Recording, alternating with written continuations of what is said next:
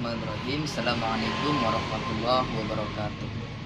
Perkenalkan, nama saya Mukmin, NIM D011906, Fakultas Mahasiswa di kampus 2 yang ada di Peniraman, jurusan Fakultas Keguruan dan Ilmu Pendidikan atau PGSD, dan sekarang semester 4 dan kelompok 5. Baik, saya di sini akan menjelaskan atau akan memaparkan materi matematika atau makul matematika yang dimana pada saat saat ini saya akan melanjutkan penjelasan yang sudah dijelaskan oleh rekan saya yang berjudul tentang konsep dasar pendekatan keterampilan proses. Baik, ini waktu saya akan menjelaskan yang pertama lebih menjaga waktu. Yang pertama, untuk mencapai sebuah tujuan, jika ingin mencapai sebuah tujuan, maka harus melakukan 10 prinsip atau harus memahami 10 prinsip dalam diri. Yang pertama, kemampuan mengamati; yang kedua, kemampuan menghitung; yang ketiga, kemampuan mengukur; yang keempat, kemampuan mengklarifikasikan; yang kelima, kemampuan menemukan hubungan; yang keenam, kemampuan membuat prediksi atau ramalan; yang ketujuh, kemampuan melaksanakan penelitian; yang kedelapan, kemampuan pengumpulan dan penganalisis data; yang kesembilan, kemampuan menginterpretasikan data; dan ke-10, kemampuan mengomunikasikan hasil. Baik, yang pertama tadi yakni kemampuan mengamati. Nah, kemampuan mengamati merupakan keterampilan yang sangat penting bagi siswa, khususnya untuk masyarakat, khususnya bagi siswa atau bagi pelajar. Karena baik itu pengetahuan, baik itu dalam kehidupan sehari-hari maupun dalam pengembangan ilmu pengetahuan. Nah, mengapa bisa demikian? Karena kegiatan ini tidak sama dengan kegiatan melihat. Artinya, kegiatan yang tidak sama dengan kegiatan melihat, kegiatan yang tidak secara langsung oleh mata, tidak, atau secara kasat mata, tidak. Karena kemampuan mengamati ini berbeda dengan kemampuan melihat. Berarti yang kedua ini kemampuan menghitung.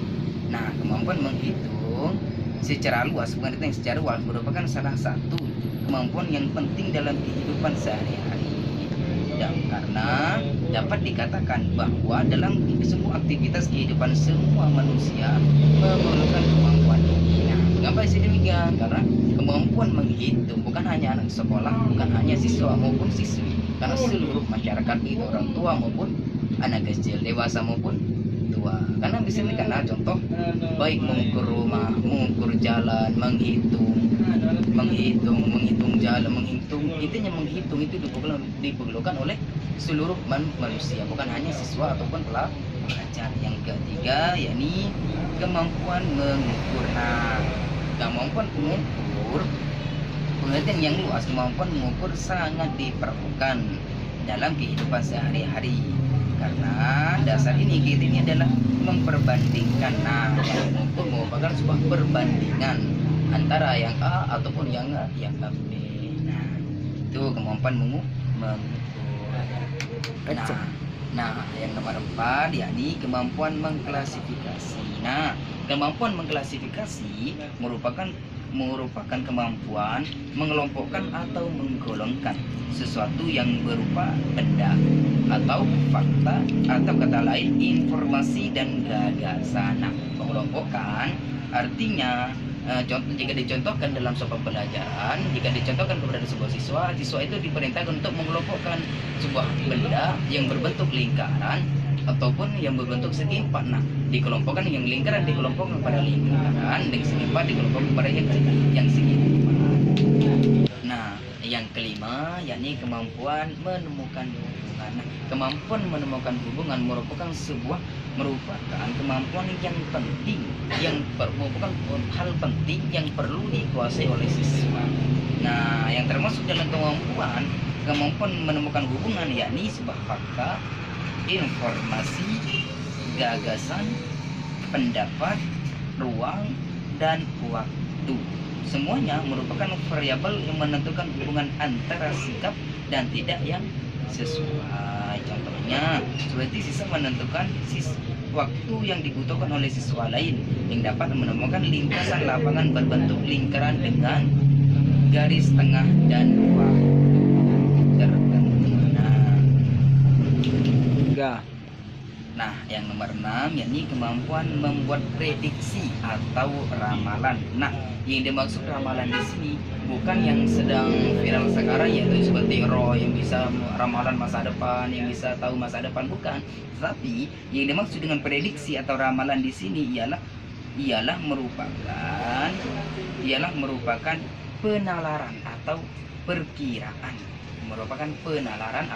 Yang mana kita mempelajari dalam sebuah pelajaran, kita menalar sesuatu, menalar sebuah jawaban, baik menalar sebuah, intinya sebuah penalaran, itu sebuah jawaban, menalar sebuah, mencari jawaban, bukan seperti, nah seperti yang diartikan jika seperti itu, bukan sebuah yang terjadi saat ini, bukan bisa mengerti masa depan, bukan, tetapi merupakan sebuah penalaran. Sekian.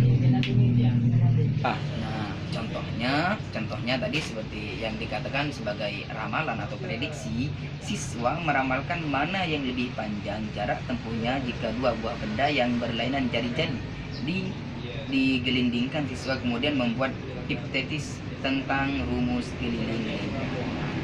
Itu seperti contoh prediksi atau ramalan. Dan yang nomor 7 yakni kemampuan melaksanakan penelitian atau percobaan. Nah, yang dimaksud dengan kemampuan melaksanakan penelitian atau percobaan merupakan kegiatan para ilmuwan di dalam kegiatan ilmiah. Namun, dalam kehidupan sehari-hari sebuah penelitian atau sebuah percobaan merupakan kegiatan dijadikan untuk menguji sebuah gagasan-gagasan melalui kegiatan seperti eksperimen praktis. Jadi contoh, siswa melakukan percobaan untuk menemukan rumus keliling dan lingkaran. Ini yang nomor 8, kemampuan mengumpulkan dan menganalisis data. Nah, kemampuan mengumpulkan dan menganalisis data merupakan bagian dari kemampuan melaksanakan penelitian. Dalam kemampuan ini, siswa perlu menguasai bagaimana cara mengumpulkan data dan meneliti baik berkualitatif maupun kuantitatif. Contohnya seperti siswa mengumpulkan data yang diperoleh dari percobaan, menganalisis data tersebut dan membuat kesimpulan berupa rumus keliling dan lingkaran. Dan yang nomor 9, kemampuan menginterpretasikan data. Nah, dalam kemampuan ini, siswa perlu menginterpretasikan hasil yang diperoleh dan disajikan dalam bentuk tabel, diagram, grafik, dan histogram. Contohnya, siswa menginterpretasikan hubungan antara garis tengah dengan garis keliling dan lingkaran dengan menggunakan grafik yang diperoleh dalam sebuah percobaan tersebut. Dan yang terakhir yakni nomor 10, kemampuan mengkomunikasikan hasil.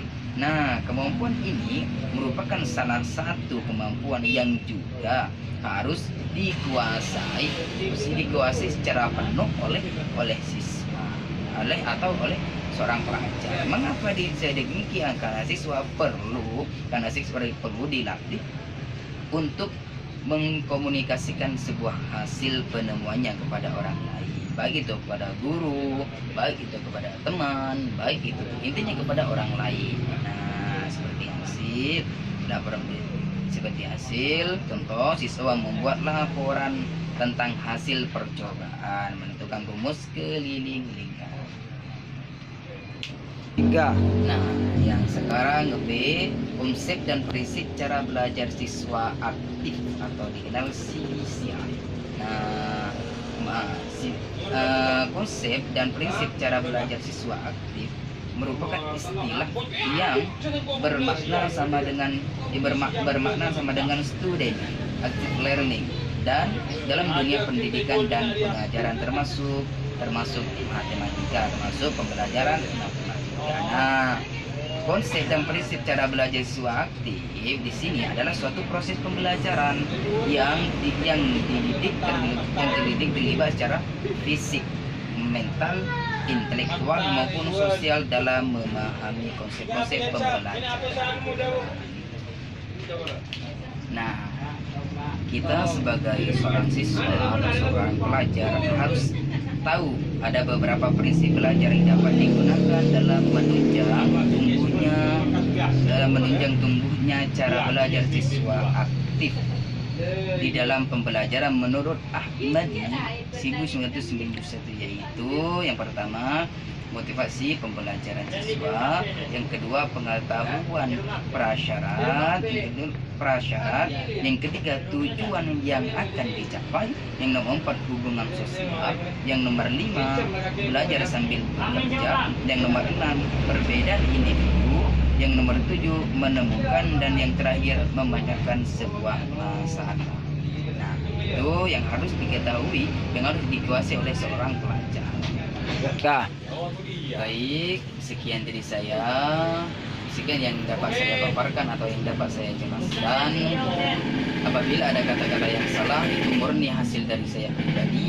Jika ada kata-kata yang benar, itu datangnya dari Allah. Saya selaku siswa banyak kekurangan dan masih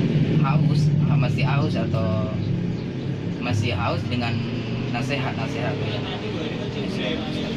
Wassalamualaikum warahmatullahi wabarakatuh.